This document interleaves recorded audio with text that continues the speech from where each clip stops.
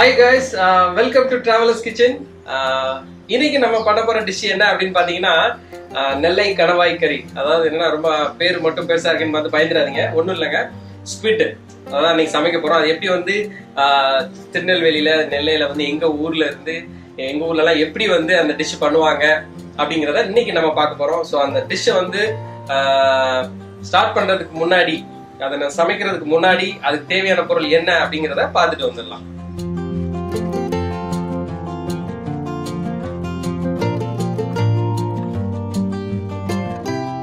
நம்ம வந்து நெல்லை கணவாய் கறி அதுக்கு தேவையான பொருள் என்ன அப்படின்னு பார்த்துட்டு வந்துட்டோம். இப்போ வந்து நம்ம வந்து குக்கிங்கை ஸ்டார்ட் பண்ண போறோம். முதல்ல என்னன்னா இந்த ஸ்குவிட்டை பார்த்தீங்கன்னா நல்லா லெமன் ஜூஸ் போட்டு நல்லா ஸ்ட்ரெயின் பண்ணி வச்சிருக்கேங்க. இதுல என்ன ஒரு ஃபர்ஸ்ட் என்னன்னா, நீங்க வந்து ஒரு ஸ்குவிட்டை வாங்குறீங்க அப்படின்னா முதல் வேலை என்ன பண்ணுங்கன்னா அதை ஸ்மெல் பண்ணி பாருங்க. ஒண்ணு. ரெண்டாவது வந்து அதுல வந்து அந்த அப்படி கை வச்சு அமைக்க பாத்தீங்கன்னா அது வந்து என்ன கூடாது, அந்த ப்ளூ வந்து ஒட்டக்கூடாது. ரெண்டாவது. மூணாவது வந்து என்னைக்குமே வந்து அந்த கனவை அந்த ஸ்குவிட் பாத்தீங்கன்னா ஸ்டெடியா இருக்கும், ஒரு மாதிரி சிக்ஸாக்கா வளைஞ்சிருக்க கூடாது. ஸோ இதான் வந்து என்ன அப்படின்னா அந்த மூணு முக்கியமான பாயிண்ட் என்ன அப்படின்னா, நீங்க வந்து அந்த ஸ்குவிட்டை பர்ச்சேஸ் பண்றதுக்கு முன்னாடி அது முதல்ல நீங்க அதை வாங்குறதுக்கு முன்னாடி நீங்க எல்லாம் செக் பண்ணி இந்த ஸ்குவிட்டை நீங்க வாங்கணும். சரியா? நான் இப்ப வாங்கிட்டேன். இப்ப என்ன பண்றேன் அப்படின்னு பாத்தீங்கன்னா, ஸ்குவிட்டை வந்து நான் வந்து ரிங்கா வெட்டி வச்சிருக்கேன். சரியா? இப்போ வந்து ஸ்குவிட்டை வந்து இதுல போட்டுட்டு, அதாவது ஸ்குவிட்டை வந்து ஸ்ட்ரெயின் பண்ணிடணும், தண்ணியே எதுவும் இருக்கக்கூடாது. சரிங்களா? இப்போ என்ன பண்ண போறேன்னா, கொஞ்சம் ஒரு அரை லைம் ஜூஸ் வந்து லைட்டா புளிஞ்சிடலாம். அப்புறம் அரை டீஸ்பூன் மஞ்சள் பொடி,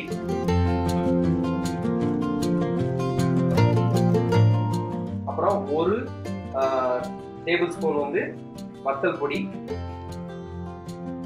2 டீஸ்பூன் வந்து இதுல என்ன எடுத்திருக்கேன்னா ஜீரக பொடி,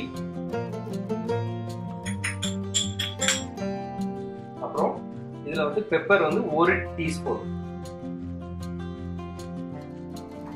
கொத்தமல்லி அது வந்து ஒரு டீஸ்பூன் மட்டும் இதுல எடுத்திருக்கேன். உப்பு தேவையான அளவு, உங்களுக்கு எவ்வளவு தேவையோ அது மட்டும் உப்பு போட்டுக்கோங்க. சரிங்களா? உப்பு போட்டுட்டு நல்லா இதை வந்து மிக்ஸ் பண்ணிடலாம்.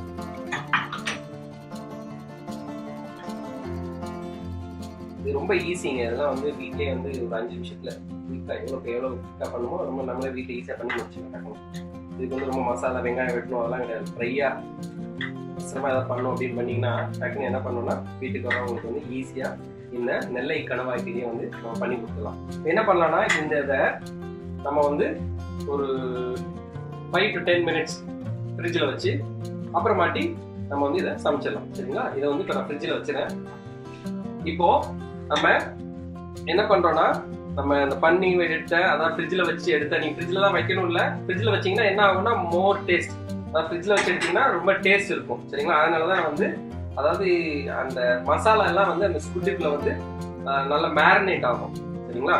இப்போ நம்ம எடுத்தாச்சு. இப்போ என்ன பண்ண போறோம்னா சமைச்சிடலாம். சரிங்களா? தேவையான அளவு ஆயில்,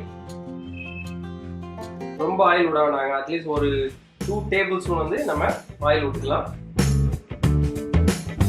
ஏன் அப்படின்னா நம்ம வந்து இந்த கணவாய் போடும் போது அதுல வந்து தண்ணி ரிலீஸ் ஆகும். சரிங்களா? அதனாலதான் எப்பவுமே நீங்க வந்து ஷெல் ஃபிஷ் வாங்குறீங்க அப்படின்னா ரொம்ப கேர்ஃபுல்லா இருக்கணும். சரிங்களா? அதாவது ஷெல் ஃபிஷ் வந்து என்ன ஆகும்னா, அந்த ப்ரான், இந்த ஸ்குவிட், அதாவது உங்களை வந்து சிக்காயிரும். ஒன்று சில நேரத்தில் பார்த்தீங்கன்னா இட் கில்ஸ் சம்படி.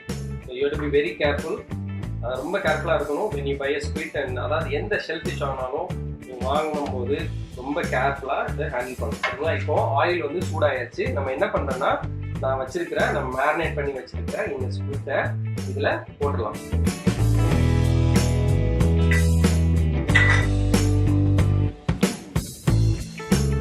இது வந்து ஒரு 7 minutes அப்படியே அந்த ஸ்லோ ஃபயர்லயே வச்சுட்டு அப்படியே குக் பண்ணிட்டே இருக்கும். சரிங்களா?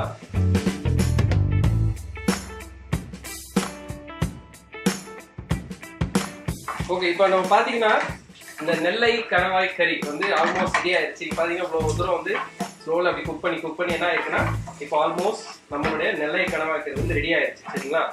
இது வந்து உப்பு இருக்கான்னு பார்த்துலாம். little bit of salt, கொஞ்சம் உப்பு போட்டுக்கலாம், அதான் தேவையான அளவு. அதெல்லாம் உங்களுக்கு உப்பு வேண்டாம் அப்படின்னா நீங்கள் போட வேண்டாம். சரிங்களா? இது மாதிரி வரணுங்க, இது மாதிரி ட்ரை ஆகணும். சரிங்களா?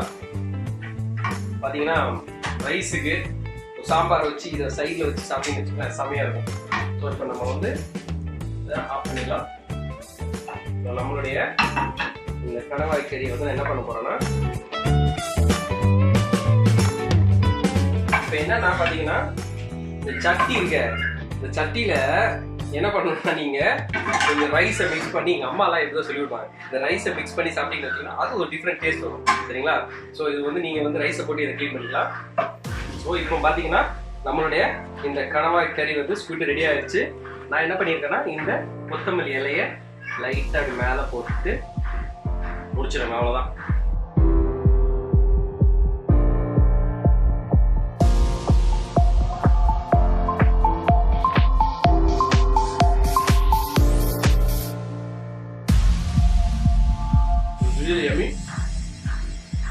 நான் இதை சாப்பிட்டு பார்த்துட்டு நல்லா இருக்கு அப்படின்னு சொல்றதை விட நீங்கள் உங்கள் வீட்டில் இந்த நிறைய சாப்பிட்டு பார்த்துட்டு உங்களோட ஃபீட்பேக்ஸ் கமெண்ட்ஸ் சொல்லுங்கள். இந்த வீடியோ நீங்கள் பார்த்து என்ஜாய் பண்ணியிருப்பீங்க அப்படின்னு நினைக்கிறேன். ஸோ இதே மாதிரி நெக்ஸ்ட் வீடியோவில் சந்திக்கிறேன். Till then, take care, see you, bye bye. இந்த வீடியோ பார்த்து நீங்கள் என்ஜாய் பண்ணியிருப்பீங்க அப்படின்னு நினைக்கிறேன். இதே மாதிரி நெக்ஸ்ட் வீடியோவில் சந்திக்கிறேன். என்னோட வீடியோ ஷேர் பண்ணுங்கள், சப்ஸ்கிரைப் பண்ணுங்கள், மறந்துடாமல் பெல் பட்டனை கிளிக் பண்ணுங்கள்.